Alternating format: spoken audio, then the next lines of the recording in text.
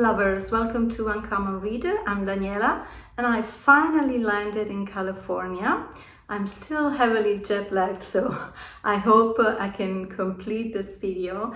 I thought it was the perfect video to catch up with my endless tag list and responding to the coffee and books tag. So I really need a cup of coffee right now. So I was tagged by my dear friend Reney of Beyond Books, and unfortunately we missed the tracks of the creator of this tag. So here we go. Let's start with question number 1. Black coffee. Name a series that's tough to get into but has hardcore fans. So not really tough to get into, but since I don't read many series, I didn't have many to choose from. So I thought about the Murderbot Diaries by Martha Wells. I read the first one and I got really intrigued by the series. But last year I picked up, or maybe this past winter when I was recently in California, because this series is not easy to find in Italy. So I picked up at the library the second book of the series, but I really couldn't get into that atmosphere again. We are talking about sci-fi, of course, but I don't want to give up on it because I know it's a very much loved series, and maybe this time I'll pick it up again. We'll see. I just arrived, so there is time. Prompt number 2, Peppermint Mocha. Name a book that gets more popular during the winter or a festive time of year. So I picked a book that I really want to read this coming December, and it's Mr. Dickens and His Carol by Samantha Silva. This book has a lovely cover and a very interesting plot, because we find Charles Dickens that is not feeling the Christmas spirit, and actually his newest book is a flop. Hard to believe, right? And so he falls into a writer's block, but something will happen that will make him write the best Christmas story ever. So as a Dickens fan, I'm really looking forward to read this one. Prompt number 3, hot chocolate. What is your favorite children's book? So I think I have a special affection for a book that belonged to my mother.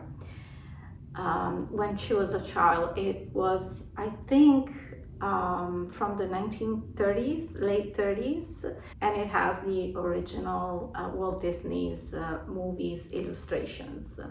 I'm sort of on an edge because I can't locate the book after moving so many times, so I'm very worried that it got lost, but I hope not, and especially because it belonged to my mother.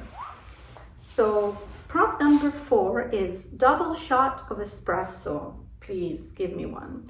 Name a book that kept you on the edge of your seat from start to finish.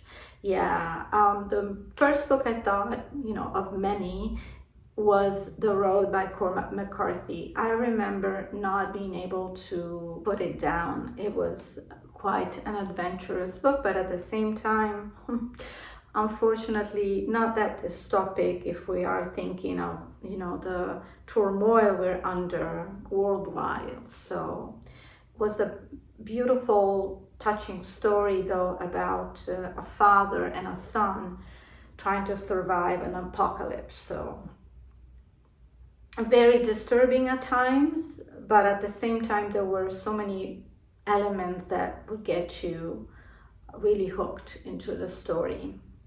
Prompt number 5, Starbucks. Name a book you see everywhere. Well, these days has to be Dan Brown's new book, The Secret of Secrets. So I heard it's the 6th book from the Da Vinci Code trilogy, but I think I missed the 4th or the 5th, so I think I'm not going to read it yet. I want to catch up, although I think that the mysteries he has to solve are really not chronologically ordered, so I don't know. I don't think it matters because I really enjoy the series, although I sort of lost track of the sequence when Dan Brown released the book. So I will pick it up eventually. Prompt number 6. That hipster coffee shop. Give a book by an indie author a shout out. So I actually don't read many indie authors because there are not that many in Italy, and usually I read more European authors and more American classics or books that are more popular maybe. But I've heard, doing a little research, that Andy Weir the Martian was an indie book, and then it got picked up by a big distribution. So, how could I not mention a beloved writer? The 7th prompt is, oops, I accidentally got decaf. Name book you were expecting more from. So this is a book I read this year in the springtime, and I was a little disappointed by The Mistress of Spices by Chitra Banerjee Divakaruni. I know this is a much loved book by many. I just thought that it should have been a bit longer to dive deeper in the protagonist's life and personality, and why she had such turmoils in her life. But I did love it because it was set in the San Francisco Bay Area, so it reminded me of home while I was in Italy. So I know I will have some comments, but I love that book. It's okay, I'm an uncommon reader, so I might have some weird opinions sometimes. Prompt number 8, the perfect blend. Name a book or series that was both bitter and sweet, but ultimately satisfying. So remaining in the Indian writers' world, I choose the Jaipur trilogy by Alka Yoshi. I really, really love the first book, and because I love the protagonist of that book, a woman that was escaping an abusive husband and made a life in Jaipur for herself as a henna artist. And then her sister, a younger sister, shows up at her doorstep and sort of makes a mess of things, and chaos happens and a lot of issues and problems that our protagonist needs to solve. The second book was more tailored on her sister, which wasn't my favorite character, but we will still meet the previous protagonist. Sorry guys, I forgot the names. And so the third book was sort of a mix of both. I still think that it was worth reading it. Okay, last prompt is an Irish pub song by the Room Jacks. A book that is misunderstood. I may have had a similar question on a different tag, and I may have answered the same way. Well, I am going to repeat myself with Frankenstein by Mary Shelley, because when you read the book, the monster is not inherently evil, and the story is more about humanity, isolations, and responsibility than horror. And that's why I can't wait to see the new movie on Frankenstein.